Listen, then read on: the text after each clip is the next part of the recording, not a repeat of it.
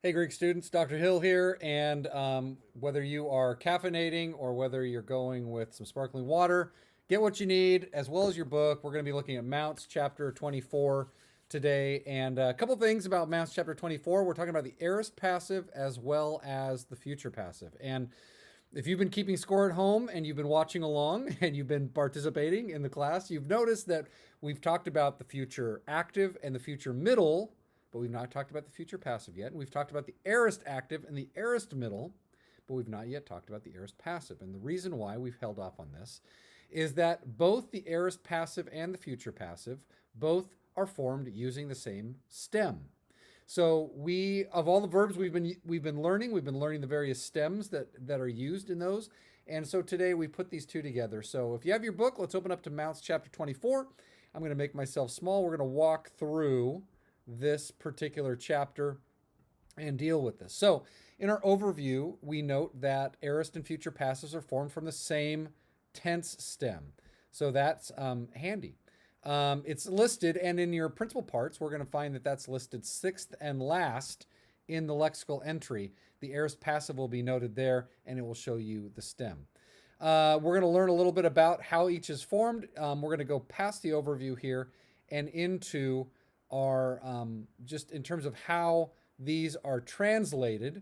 Let's talk about the Greek, or let's talk about the English. So, aorist passives are going to be translated past time and passive voice. So the idea, instead of actively, I flunked the class or I flunked Hebrew, it is I was flunked by the Hebrew teacher.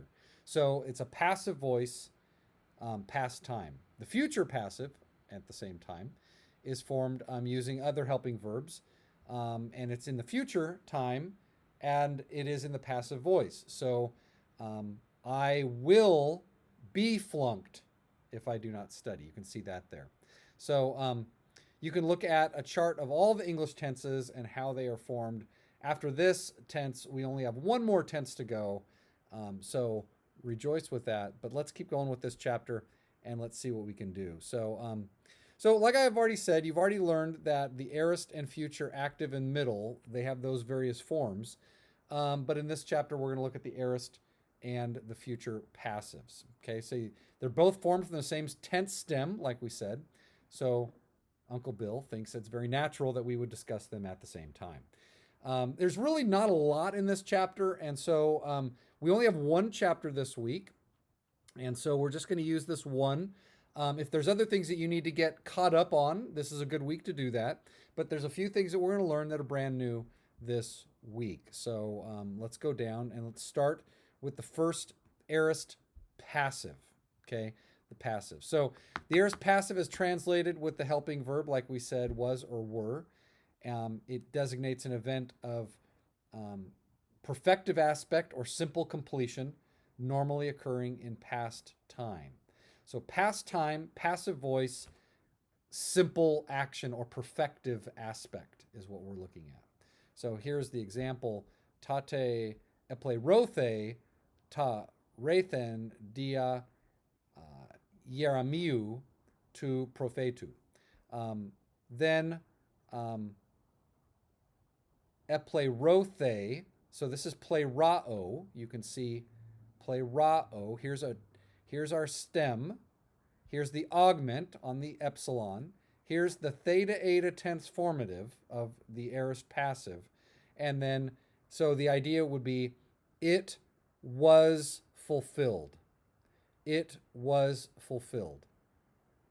Tarethan, what was spoken through or by Jeremiah the prophet. Okay? All right. So past time, passive voice, simple completion. All right, let's talk about how this is formed. This is formed, an overview of the chart, the first aorist passive indicative. It begins with an augment. The aorist passive stem, which for luo is lu. And then this is going to be the main thing about an aorist passive, is that it's formed with the tense formative theta eta. Theta eta. Okay?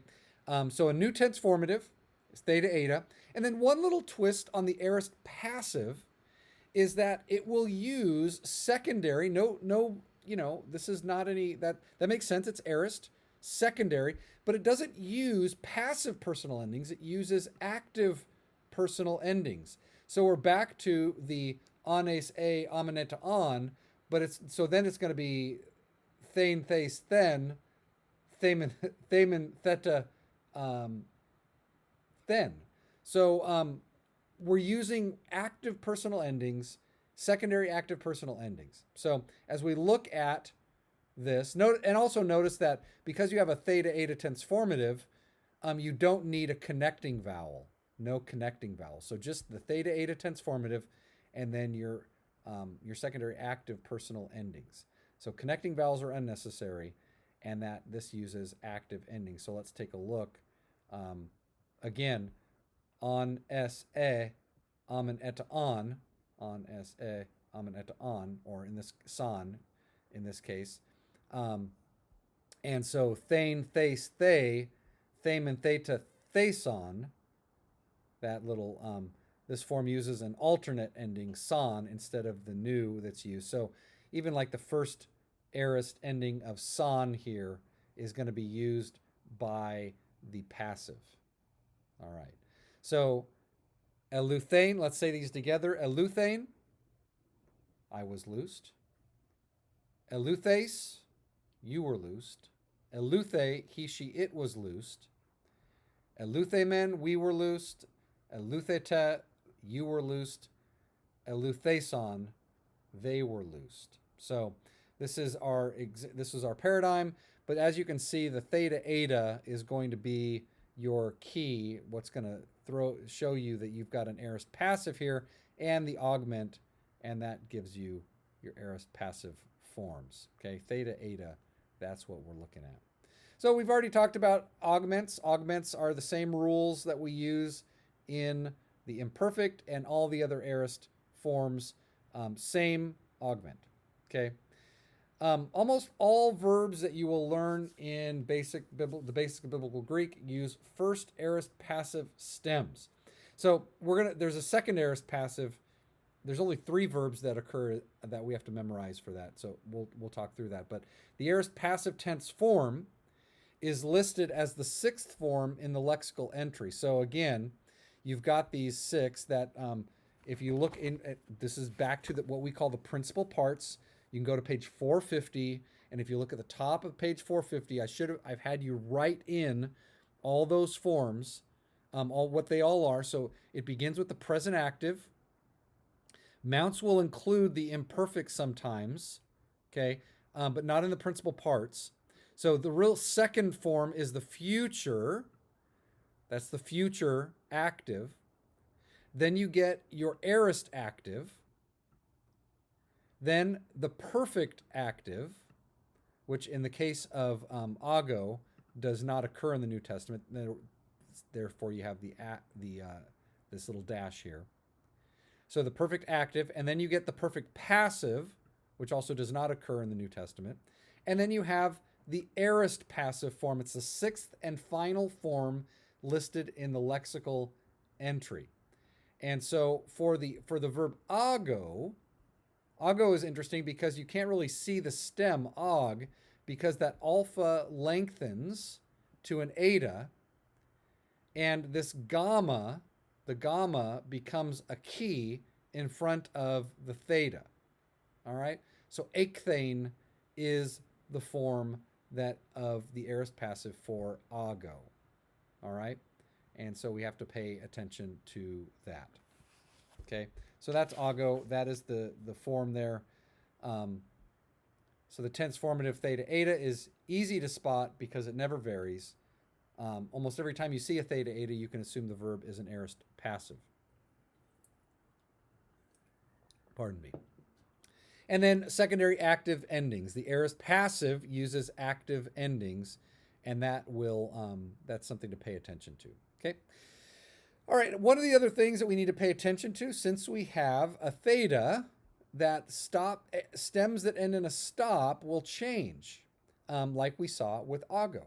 So like blepo, when it comes in contact with a theta, it becomes a phi. So it aspirates is what it does. So anytime a stop comes in contact with this theta, it will aspirate. And so blepo becomes eblephthane. Eblephthane. So dioko, to pursue, is diochthane. Ago becomes achthane. Baptizo, baptid, is going to drop out and become a sigma, and it becomes baptisthane, baptisthane. Patho, similarly, that theta drops out, and you don't get a theta theta, you get a sigma theta. Okay, so these are some of the changes that happen with stops when they're immediately followed by a theta. Those are going to aspirate, or they're going to, in the case of the dentals, they're going to drop out, or they're going to form a sigma. All right, so that is 24.10. You can look at all of those various things there. Okay, that's the aorist passive, or what we'll call the first aorist passive. There are 24.11 begins talking about the second aorist passive. There are only 3 verbs. Look, to begin this section, look down at the very end of 24.12. I'm going to start down there and make a note of this. The New Testament only has 32 words that occur in the second aorist passive, and only 3 occur more than 50 times. Okay, we've already learned 2 of them. Apostello. So I put a little note in my book right here. I put 3 to memorize, and I wrote down apostello, I wrote grapho, and I wrote Cairo. Cairo is I rejoice. I rejoice. So apostello, grapho, and Cairo, they are the only 3 verbs that we're learning that use a second aorist. And the only difference between the first aorist and the second aorist is basically this. The tense formative is not a theta eta, it is simply an eta. So grapho becomes egraphane, here we go, as a second aorist passive. Okay, here's our tense stem, not a lot of change.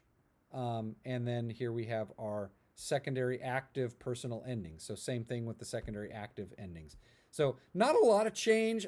Here's our paradigm for grapho: a graphane, a graphase, a graphe, a graphemen, a graphete, a grapheson.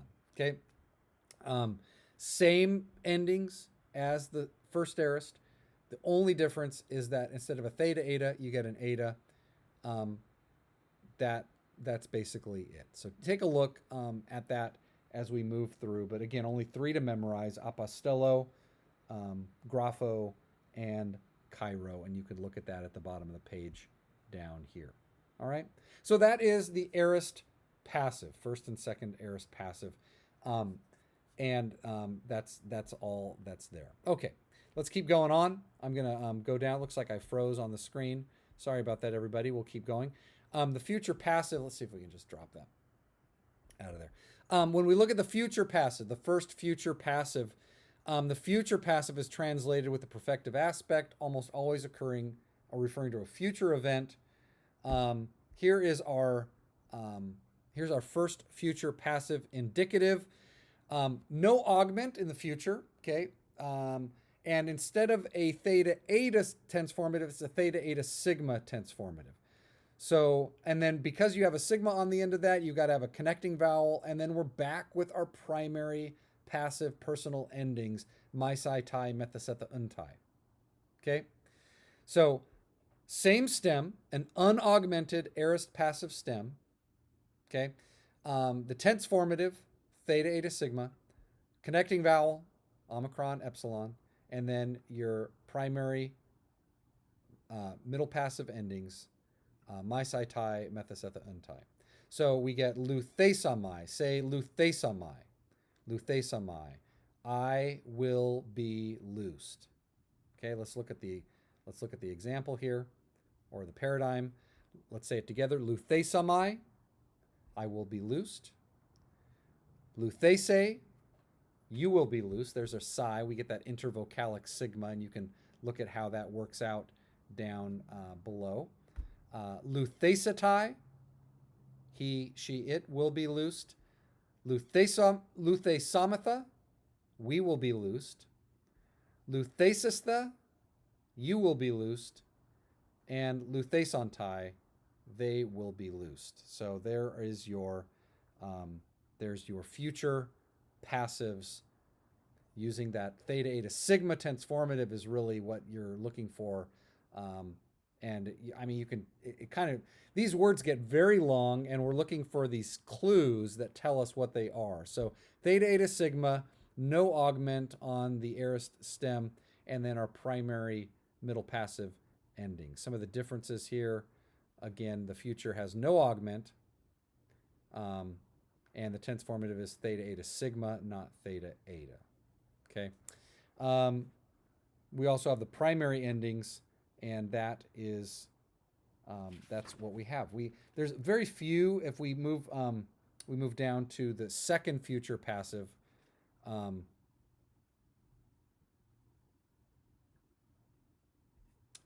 one let's see.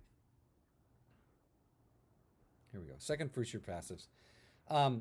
There really is again those three verbs, apostello, grapho, and kairo.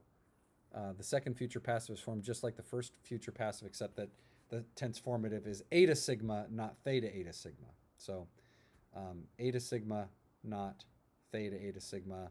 You can look at that and work that out. So that's that's the aorist passive and the future passive, first and second both, and that is helpful. There's kind of an interesting. I'm not going to go over it here about the middle and the passive, but it is kind of interesting. Gives you a sense of what kind of scholarship is doing right now. If you want to take a more intermediate look at this. This one chapter, paragraph, what this means to you is that some theta eta forms could be passive. Most of them are. They could be middle. We translate, which in the middle we translate as active. As a basic rule, let's just do this. As a basic rule, translate aorist middle forms as actives and aorist passive forms as passive. Okay, so what's the difference between the aorist middle and the aorist passive? All middle forms we're just going to translate as actives. And then aorist passive forms, we're going to translate as passives. Okay. There are times where your translation is going to have to adjust. It might make no sense in the context. And so we're going to feel that out as we work through, and we see some examples of that as we move through. But generally speaking, aorist actives and aorist middles, we're going to translate as actives, and the middles we'll treat as middle onlys or deponents. And then aorist passives, we're going to translate as passives. All right. That's great. We're going to do some vocab, but we'll do that on another video. And so that brings us to the end of this particular chapter, chapter 24. All right.